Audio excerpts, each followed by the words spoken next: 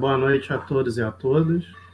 Sou o doutor Ubiratã Cassino, médico do Serviço de Hepatologia do Hospital do Fundão, da UFRJ, e médico de transplante hepático do Hospital Adventista Silvestre e do Hospital São Francisco. E hoje falaremos sobre indicações de transplante hepático. A primeira pergunta a ser feita é: por que e quando indicar o transplante hepático, né? Então, se considerarmos o prognóstico dos pacientes com diagnóstico de cirrose, nós temos que os pacientes com cirrose compensada ou Child A têm uma sobrevida média acima de 12 anos. E, por outro lado, quando pensamos naqueles pacientes com disfunção hepática avançada e cirrose, que são os cirróticos descompensados, nós temos uma sobrevida média de 2 anos, certo? Então, ou seja, são pacientes que têm um prognóstico muito mais reservado. Esse estudo aqui de 2006 mostra para a gente que a taxa de mortalidade em um ano dos pacientes que já desenvolveram ascite, já tiveram hemorragia digestiva, é em torno de 57%, certo? Naqueles pacientes com cirrose descompensada e uma disfunção maior. Por outro lado, além disso, né?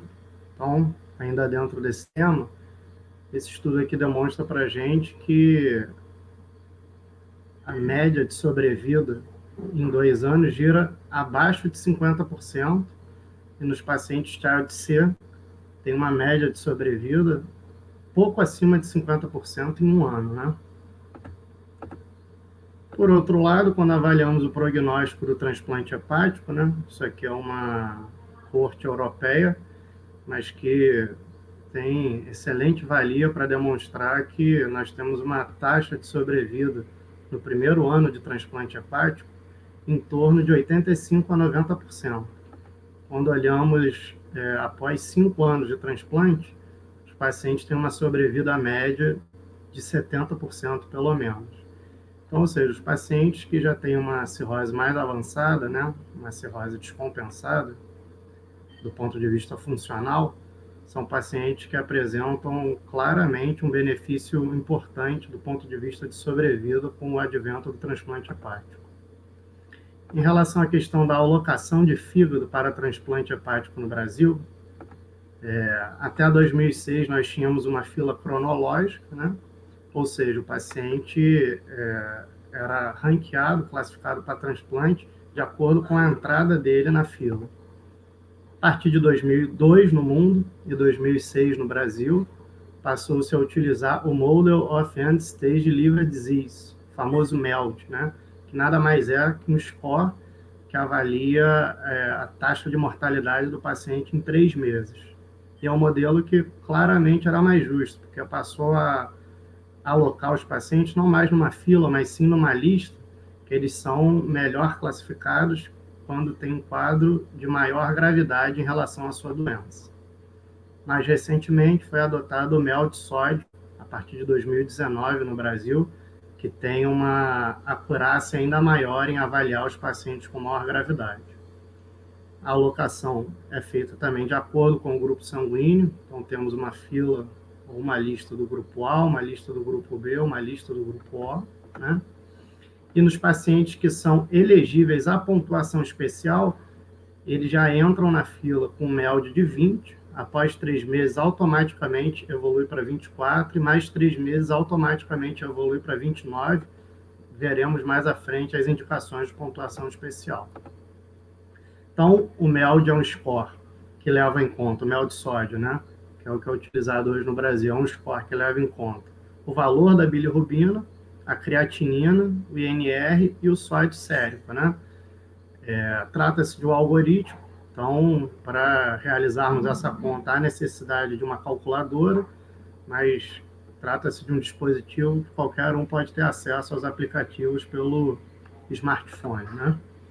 E do ponto de vista geral, os estudos mostram que MELD acima de 15, o paciente tende a se beneficiar com o transplante. Então, do ponto de vista formal, a indicação para transplante hepático seria um MELD acima de 15 ou um Child B maior. Como falamos anteriormente, o MELD avalia nos pacientes com cirrose a chance de mortalidade em 3 meses. No entanto, devemos sempre avaliar indicação versus transplantabilidade. Ou seja, por um lado, o paciente pode ter a indicação, por outro lado, ele pode não ter acesso à fila. Na verdade, teria acesso à fila, mas pode ter um pouco mais de dificuldade de acesso ao transplante. Número grande de pacientes na fila, mas isso vai depender muito da realidade de cada local, né? Bom, em relação ao MELD, nos MELDs mais baixos, geralmente a gente tem uma validade maior. Então, o MELD entre 9 e 10, temos uma validade de 9 meses, precisa ser 18, temos uma validade de 3 meses e 14 dias para poder atualizar. Quando temos o MELD de 19 a 24, temos a validade de 1 mês e ele precisa ser dos últimos 7 dias para podermos atualizar. E nos MELDs acima de 24, e uma necessidade de ter sido das últimas 48 horas para poder acontecer a atualização, né? Então, do ponto de vista geral, no mundo, nós vimos que a partir do momento que se adotou o MELD, ou seja, a classificação da gravidade, o tempo de espera na fila reduziu. No entanto, esse é um estudo interessante, né? Estudo brasileiro, que foi desenvolvido, coordenado pela doutora Samantha Basto, estudo retrospectivo com pacientes em lista de 1997 a 2010. Tínhamos 1.339 pacientes na era pré-MELD e 762 pacientes na era do MELD, né? Ou seja, a partir de 2006 no Brasil. E o resultado que foi alcançado aqui no estudo demonstrou que a taxa de mortalidade teve até uma redução, mas uma redução discreta e não teve significância estatística. E aqui nós ficamos à dúvida, mas se foi adotado um critério,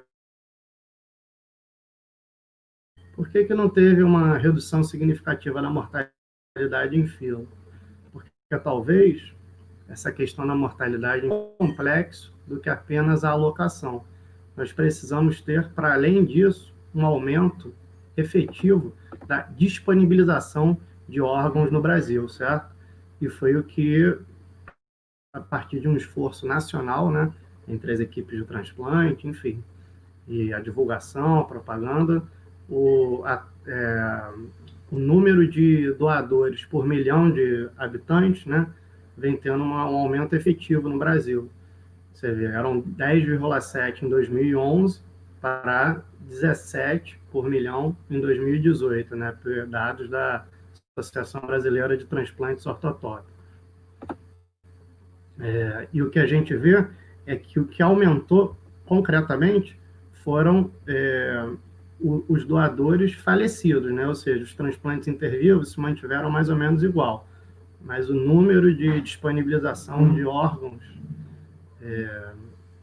de doadores falecidos foi o que aumentou. Isso, concretamente, ajudou que fosse reduzido em diversos locais o número na verdade, a taxa de mortalidade em fila de espera. O MELD, por um lado, ele apresenta claramente aqui, por esse gráfico, né, por esse estudo interessante, uma acurácia maior que o Child Pug, né, Child Turco Pug, para avaliar prognóstico em relação aos cirróticos, por um lado. Mas, por outro lado, o MELD ele não é um artifício perfeito. Ele, na verdade, apresenta algumas limitações, né? Então, vemos aqui nesse estudo que, por outro lado, pacientes que apresentavam encefalopatia, quando avaliamos o MELD de um paciente sem encefalopatia e com a presença da encefalopatia, a gente não vê uma diferença significativa do MELD. E aqui, nesse outro gráfico, vemos também que os pacientes com presença e ausência de ascite não apresentavam também uma alteração significativa no MELD. Apesar do que o desenvolvimento da encefalopatia e da ascite serem claramente uma marca da disfunção do fígado, né? Portanto, existem alguns pacientes que, apesar de terem uma disfunção avançada do fígado, não apresentam MELD elevado. E para não sermos injustos com essas pessoas, houve a necessidade do desenvolvimento de alguns critérios especiais para transplante. Quais seriam? Carcinoma hepatocelular, vamos ver no detalhe alguns, ascite refratário ou intratável, a encefalopatia hepática de repetição ou refratária, a colangite de repetição, a síndrome do prurido intratável, a adenomatose múltipla e o hemangioma gigante, a doença policística, metástase de tumor neuroendócrino, carcinoma hepatocelular fibrolamelar, irressecável, e a polineuropatia amiloidótica familiar. Em relação ao carcinoma hepatocelular, que é a neoplasia primária mais comum do fígado, vemos aqui esses números europeus,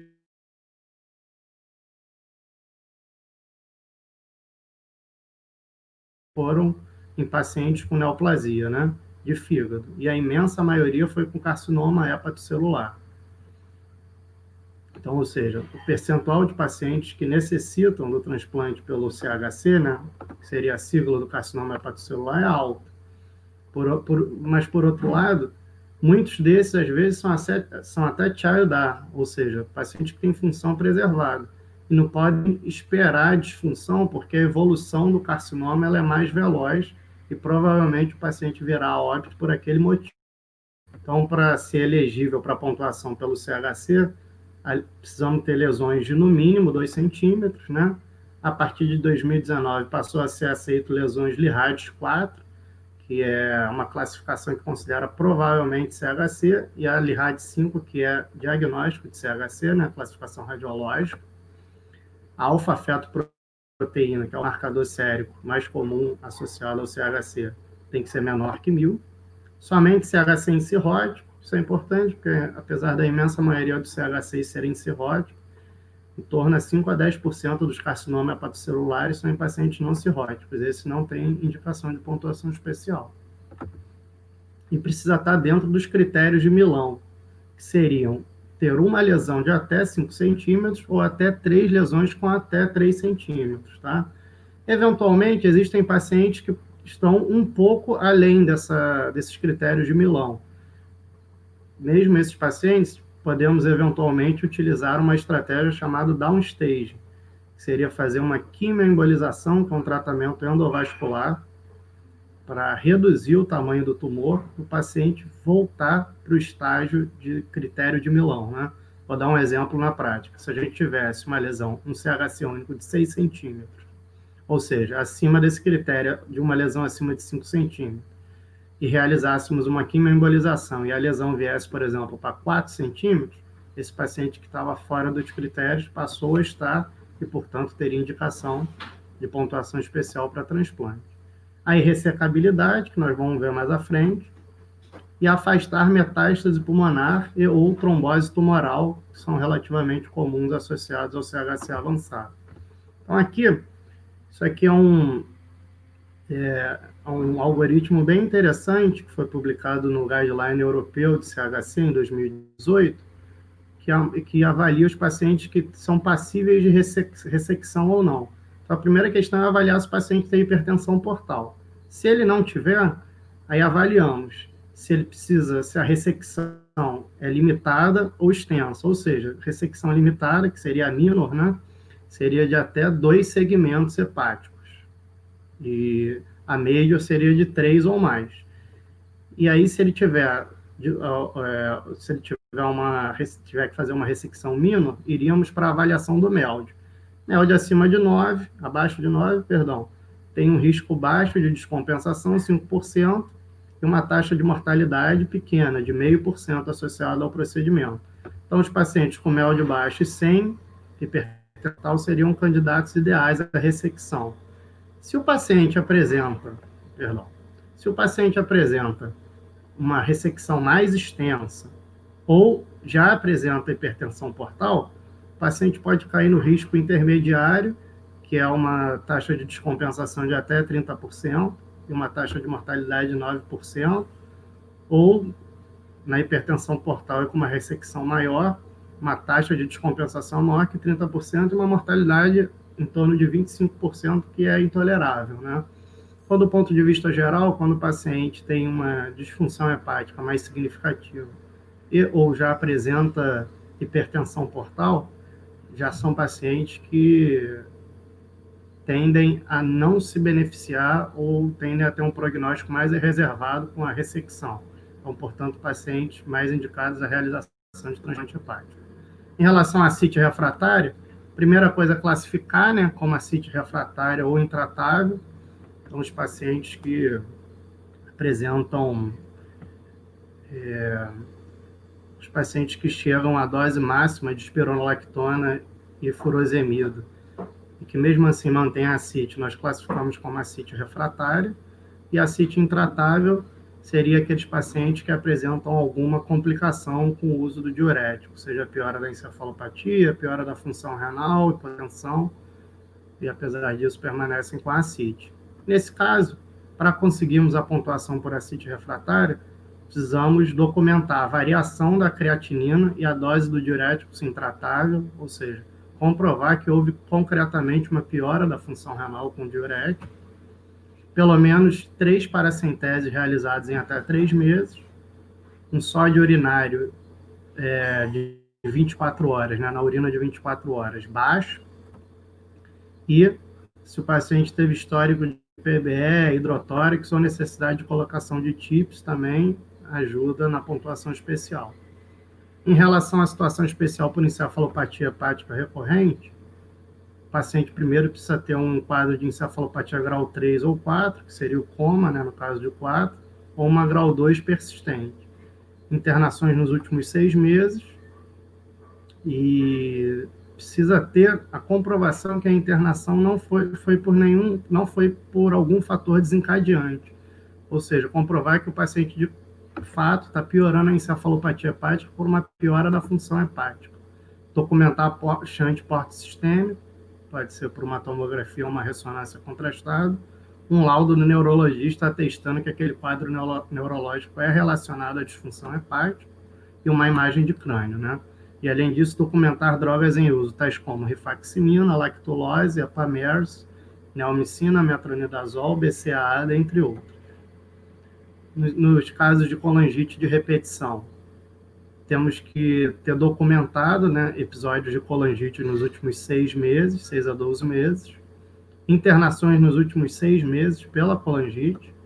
Antigamente era necessário o isolamento de bactéria multiresistente em hemocultura, mas isso não é mais necessário. E quais pacientes eventualmente desenvolvem isso, né? Aqueles pacientes que têm colangite esclerosante primária, litíase biliar intrahepática e a cirrose biliar secundária. Síndrome hepatopulmonar, né? É uma outra indicação especial. Para conseguirmos a pontuação, nós precisamos que o paciente apresente 2 gasometrias, uma PO2 menor de 60 em 2 ocasiões, com intervalo mínimo de 1 mês, dentro do período de 6 meses, e o diagnóstico, né, com eco transesofágico com microbolhas ou cintilografia com albumina marcada. TC de tórax também é importante para afastar outras doenças do parênquima pulmonar. Prurido intratável é uma indicação menos comum, mas que eventualmente é necessário. Para que o paciente tenha indicação, ele precisa ter um prurido intenso de origem hepática e seja refratário ao uso das medicações a seguir: ácido ursodesoxicólico, colestiramina, rifampicina, naltrexone e sertralina. Geralmente, os pacientes que apresentam prurido intratável são os pacientes com as doenças colestáticas, em especial a colangite biliar primária. Além disso, o paciente precisa apresentar desordem do sono e um questionário de qualidade de vida apontando limitação em relação a essa questão. Necessidade de internações para a realização de plasmaférese ou naloxone intravenoso. E uma foto com documentação de escarificação cutânea pelo prurido, é fundamental. Como exemplo aqui. Adenomatose múltipla é uma indicação também. Geralmente o paciente precisa ter mais de 10 lesões, precisa ser bilobar e ressecável. E a principal indicação é pelo risco de sangramento e malignização, né? Hemangioma gigante ou doença policística, menos comuns, mas que eventualmente acontece. Tem que ter critério de ressecabilidade, compressão de via biliar, hipertensão portal, perda ponderal significativa e síndrome compartimental ou compressão de outros órgãos como o estômago. Bom, aqui já encaminhando para o fim, hepatite fulminante, né? É uma indicação importante de transplante hepático, que valem a 8% dos transplantes, 8% dos transplantes hepáticos são por insuficiência hepática aguda na Europa, né? Para a gente ter certeza disso, é necessário afastarmos doença hepática crônica de base, cirrose, e temos que atentar para as contraindicações, que é a lesão do sistema nervoso central irreversível, choque refratário, malignidade e sepse não controlada. Em torno de 56% dos pacientes que preenchem critérios desenvolvem contraindicação ao transplante enquanto aguardam ele. Então, dentre diversas alterações no quadro clínico, vemos icterícia, hemorragias, cefalopatia hepática, com edema cerebral e hipertensão intracraniana, que muitas vezes é o motivo que leva o paciente ao óbito, insuficiência renal, hipoglicemia, acidose refratária, instabilidade hemodinâmica, inflamação sistêmica importante, e o paciente piora progressivamente em horas. Então, ou seja, é uma condição extremamente grave. É uma corrida contra o tempo. Quando temos o diagnóstico, o paciente entra em urgência zero nacional. Ou seja, o primeiro fígado compatível com o grupo sanguíneo vai ser disponibilizado para esse paciente. Para isso, ele precisa preencher os critérios do King's College ou critérios de Clichy. Quais seriam os do King's College, né? Etiologia não relacionada ao paracetamol, que é o principal aqui no Brasil. INR acima de 6,5 ou 3 dos 5 critérios abaixo. Etiologia com pior prognóstico, ou seja, drogas e não viral. Idade menor que 10 ou maior que 40 anos. Distância entre o aparecimento da icterícia e da encefalopatia hepática de pelo menos 7 dias. Bilirrubina acima de 17,5 ou INR maior que 3,5.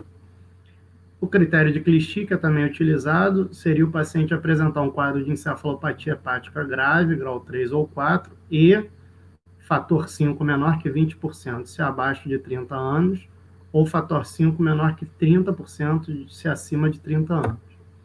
E aqui, para finalizar, é um histórico interessante que mostrou que, ao decorrer dos anos, e com o desenvolvimento da tecnologia, né, e das técnicas de transplante, os pacientes vêm apresentando uma taxa de sobrevida,